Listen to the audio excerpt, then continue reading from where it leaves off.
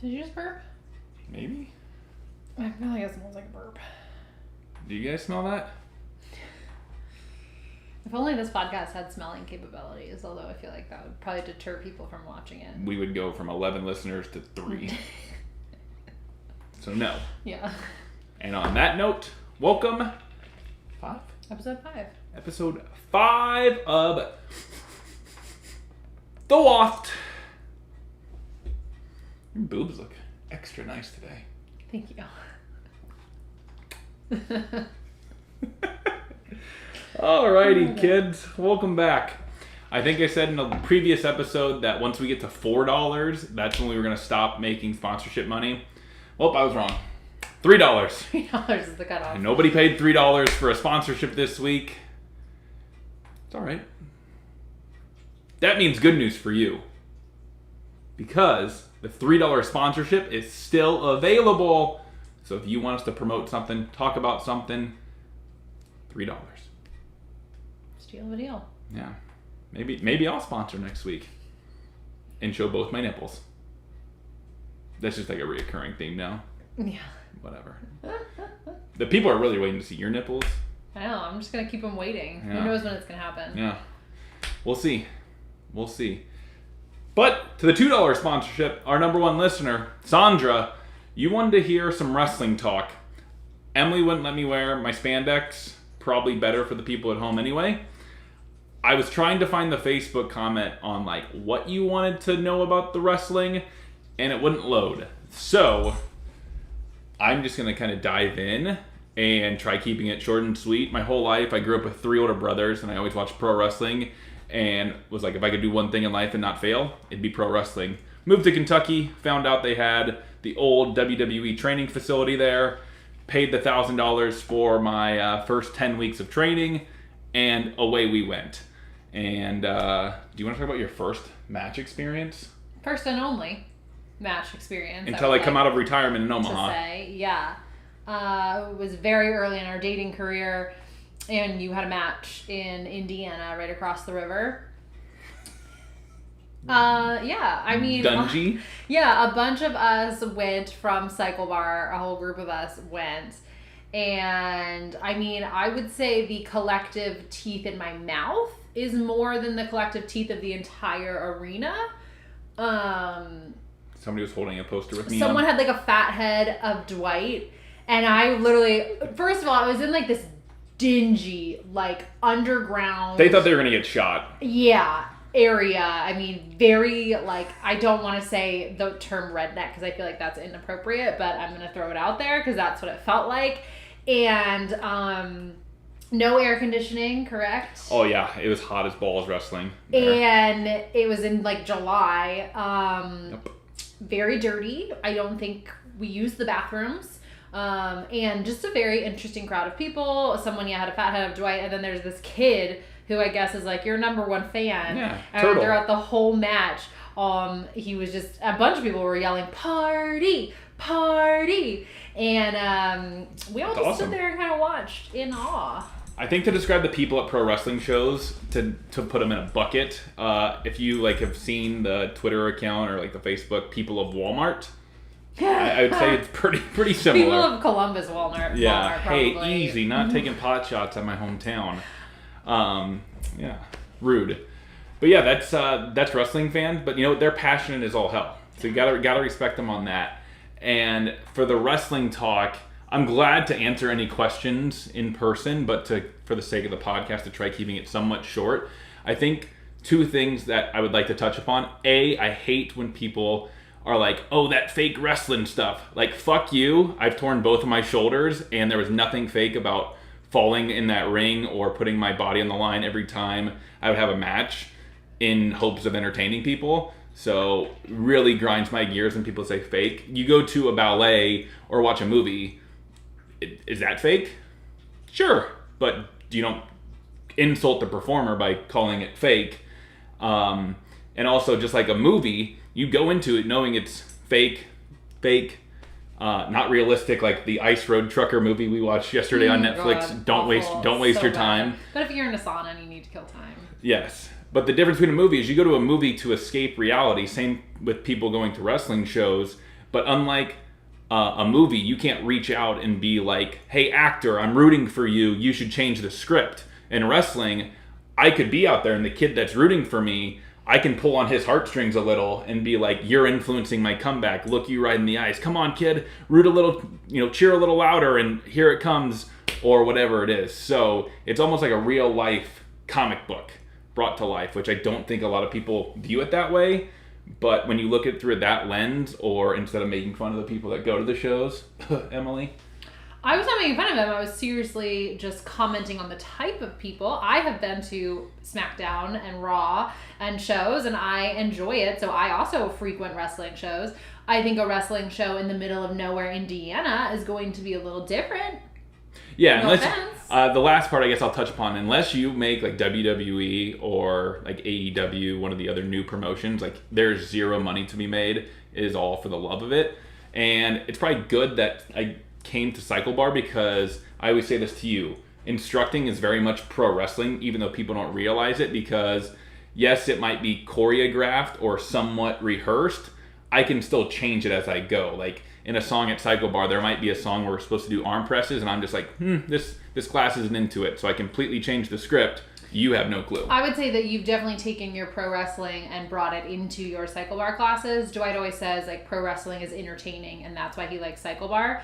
My classes are not about entertainment. Your classes are about entertainment. Like you take that pro wrestling aspect and you are like cracking the jokes and you're getting those one-liners and you're trying to entertain your riders. And that's the type of instructor he is. I think I'm part entertainment, like pro wrestling, WWE. I get knocked down, I get back up again. Or he falls off his bike. Yeah. Like it's definitely kind of like a wrestling pro show wrestling is pro wrestling is sports entertainment. So Cycle Bar, I have the sport of the workout, but then you get the entertainment aspect of it well. Yeah, and some people love that. And that's in a nutshell why I got into pro wrestling, because I am an entertainer and I like sports and I like being athletic and working out. So merge the two together, pro wrestling, Cycle Bar instructor, Sandra, $2 well spent. I dare someone to spend $3 next week. Dare ya. But seriously, do it. We want to keep doing this. We'll keep doing it, even if we don't get paid. But it's fun to have people like tell us what to talk about. That is true. It does help us. And we don't know what you want to hear, so if you tell us, it makes our job way easier. Makes our job easier, yeah. But to stay topical, we were at a wedding over the weekend. Beautiful, very large wedding. A lot of people. And something we've talked about, I think, for like a few years now is wedding speeches. Mm-hmm. Focus. I am focused, but you're more heated on this topic, so I'm leaving it to you. I don't think I'm more heated. I don't have anything to say. I was the best man in my good pal Trey's wedding. Thanks for allowing me that opportunity, sir. And the speech I gave at your wedding was phenomenal. And then you gave it back at our wedding.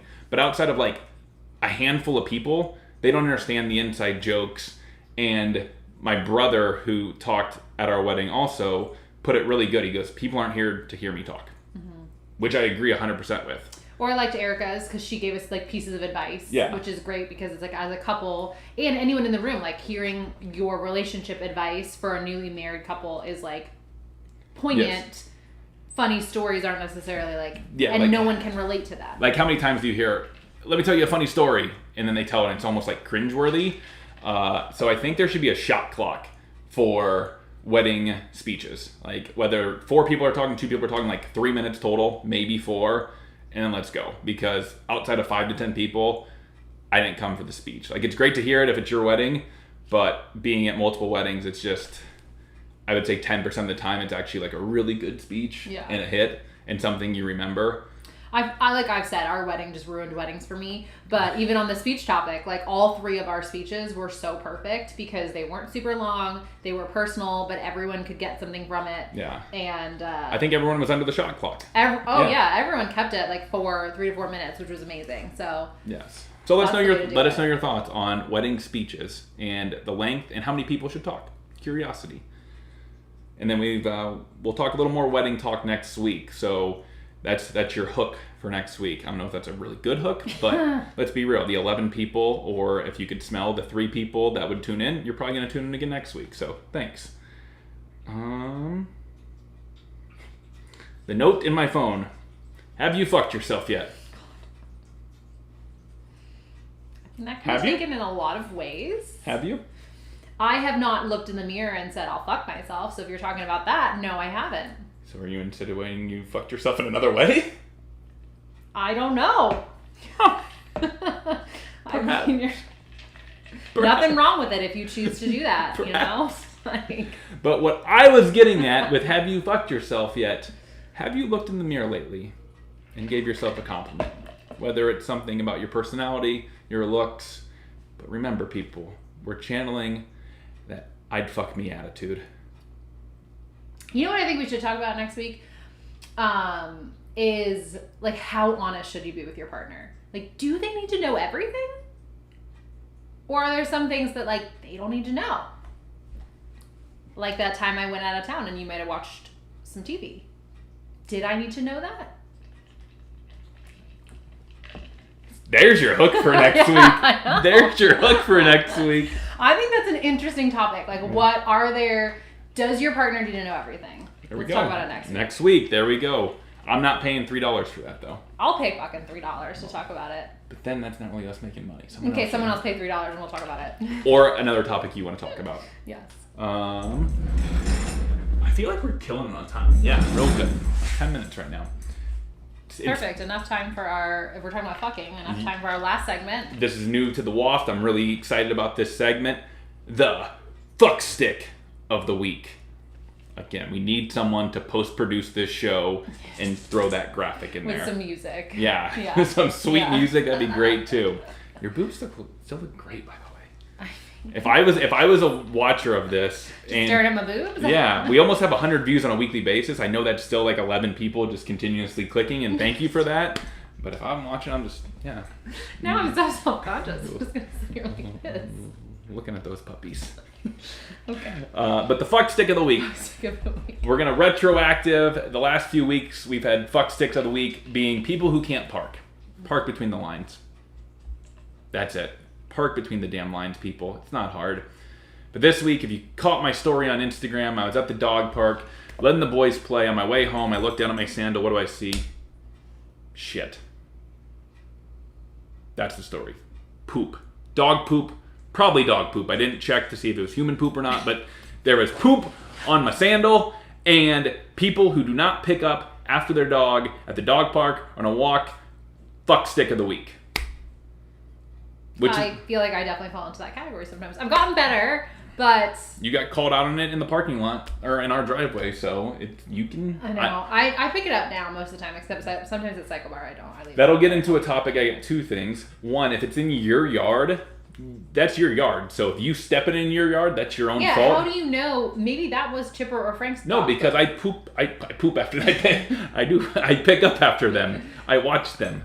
I watch my kids. Maybe when you were picking I'm a it responsible up, parent. fell, and then you stepped in it. I'm a responsible parent. I don't know. I'm a responsible parent. But in your backyard, that's kind of your prerogative. So if you step in your backyard, you know what? Shame on you. But it's good fertilizer too. So your backyard, not a fuck stick. Unless you have a dog like Frank who eats the poop, then you got to pick it up. Frank does eat Chipper's poop. That's another story for another day.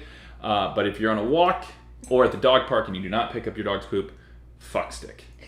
Which, if you go to the island outside Cycle Bar, I will not confirm nor deny that any of those dried up turds are Chipper's.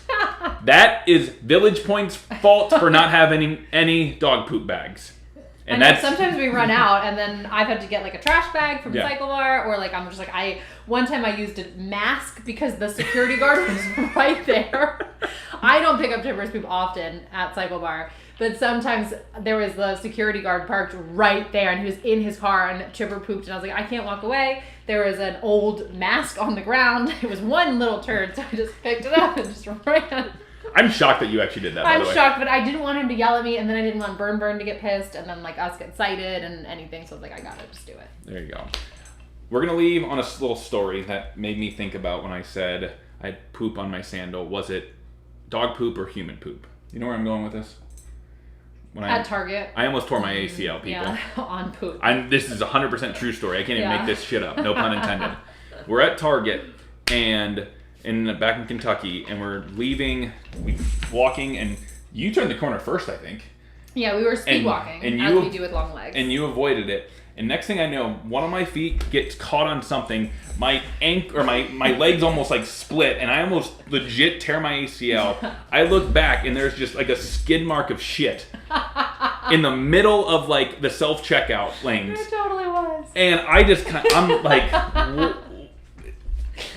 baffled at what's going on. And then I kind of look, I'm like, yep, that is 100% poop on my sandal. Yep. My ACL's okay. Like, regroup myself, and we start to leave, and you just see these little poop prints. And I want to say they led to the bathroom, and I don't know if we saw the kid or not, but it was, I'm pretty sure. We didn't confirm whether it was a kid. I would assume it was a child. I'm pretty sure some child shit them. It could also be like a Dwight situation. He's pooped his pants, as we know, and so could have been like in the privacy of my own home. Something hits you. Thank you. So, don't know who pooped on the floor at Target. That's one of those... And Dwight slipped in it, but... If Unsolved Mysteries is still a show, that is an unsolved case right there. Who pooped on the Target floor in Middletown Station in Kentucky? Oh, man. So there it is. There it is. Episode 5. Who wants to pay $3 to hear us talk about something random or promote something? And until next time. You probably didn't hear that, but Macklemore's water just made a really weird sound. His filtered water fountain. Peace out. Cub Scouts. God, nailed it. Boobs still look great.